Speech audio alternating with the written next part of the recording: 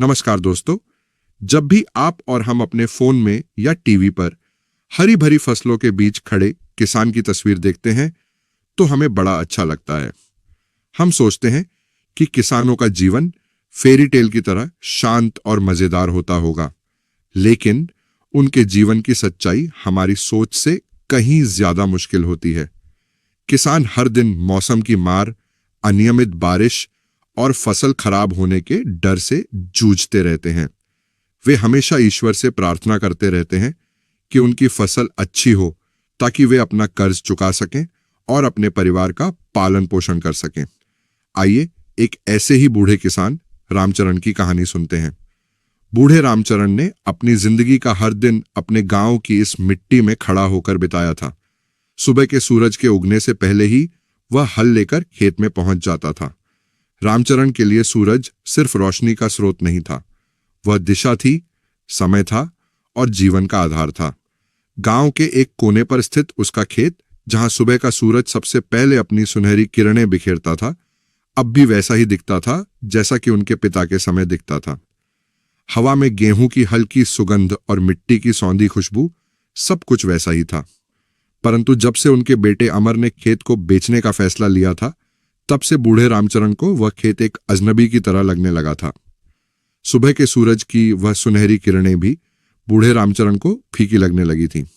बाबा, ये वक्त की जरूरत है, अमर ने सुबह चाय पीते हुए कहा। अब खेती से गुजर बसर करना मुश्किल हो रहा है, ऊपर से यह भारी भरकम कर्ज का बोझ भी तो उतारना है। सब कुछ बेचकर शहर जाएंगे और कुछ नया करेंगे। बूढ़े रामचरण ने बिना कुछ कहे खिड़की से बाहर देखा।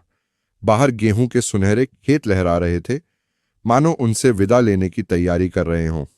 अगले दिन बूढ़े रामचरण ने पहली बार हल नहीं उठाया। सूरज धीरे धीरे ऊपर चढ़ रहा था, पर उनके हाथ खाली थे। वह खेत की मेड़ पर बैठे और मिट्टी को अपनी उंगलियों में मसलने लगे। यह वही मिट्टी थी जिसे उन्होंने अपने पसीने और मेहनत से उपजाऊ बनाया था। यह खेत सिर्फ जमीन का टुकड़ा नहीं है अमर, उन्होंने आखिरकार कहा। यह हमारी जड़ें हैं। इस मिट्टी में हमारे पुरखों की मेहनत और उनकी यादें हैं। इस मिट्टी में तुम्हारी माँ की भी यादें बसी हुई हैं, तुम्हारे बचपन के निशान हैं। इसे बेचना आसान नहीं है। अमर कुछ देर चुप रहा, फिर बोला, बाबा, मैं समझता हूं, पर आज के जमाने में खेतों से ज्यादा जरूरी हमारी जिंदगी की सहूलतें हैं, और वह कर्ज का बोझ है जिसे चुकाना अब मुश्किल होता जा रहा है। बूढ़े रामचरण को ऐसा लगा जैसे यह बात उनके दिल को छू गई हो। सहूलतें? लेकिन उनकी जिंदगी का सबसे बड़ा सहारा तो यह मिट्टी थी। उस शाम बूढ़े रामचरण ने सूरज को डूबते देखा। वह सूरज जो हर दिन उनकी मेहनत का साक्षी था, आज जैसे चुपचाप अलविदा कह रहा था। अगले कुछ दिनों तक बूढ़ा रामचरण खेत की हर जगह देखने गए। वह कुआं जहां से वे पानी निकाला करते थे, वह बड़ा पीपल का पेड़ जिसके नीचे बैठकर दोपहर को वे सुस्ताते थे, और वह छोटा सा पत्थर जहां बैठकर उनका बेटा अमर अपनी पढ़ाई करता था। वे हर उस जगह पर गए जहां उनकी यादें बसी थीं। वह दिन भी आ गया जब खेत का सौदा होना था। जब खेत को खरीदने वाले लोग कागज लेकर आए, तो बूढ़े रामचरण ने अपने बेटे को रोकना चाहा।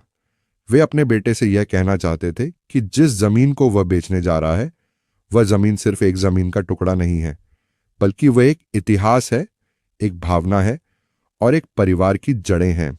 लेकिन बूढ़ा रामचरण अपने बेटे की मजबूरी और संघर्ष को देखते हुए कुछ भी नहीं कह पाए। देखते ही देखते जमीन बिक गई और बूढ़ा रामचरण चाहकर भी कुछ न कर पाए। जमीन के बिक जाने के अगले ही दिन बूढ़ा रामचरण और उनका परिवार मन में गांव की यादें लिए नई जिंदगी की तलाश में शहर की ओर निकल पड़ा। इस तरह एक और बूढ़े किसान रामचरण की कहानी का अंत हो गया।